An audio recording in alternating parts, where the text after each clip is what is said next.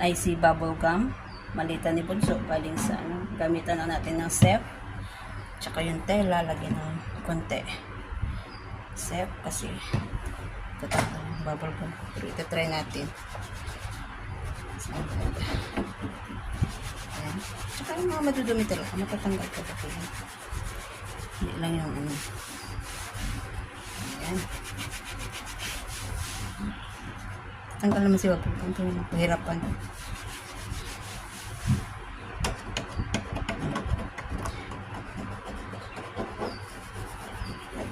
Bubble gum, isang gamit.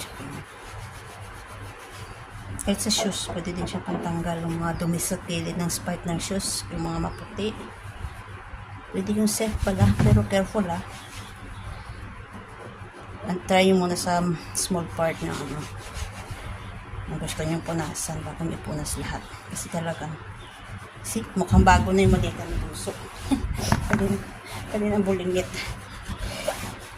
Kita ko siya sa ito din. Ito na siya. Try mo na. Bagong ulo.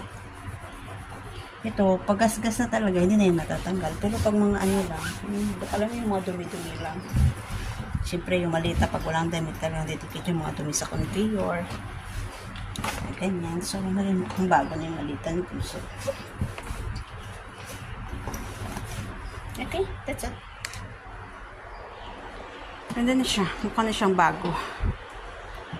Yan. Ang bago na yan. Kanina ang dumi niya talaga, promise. So, wala na yung gum dito. Dito pala. Wala na yung gum. Tsaka yung mga itim-itim na tanggal na din. Yan lang.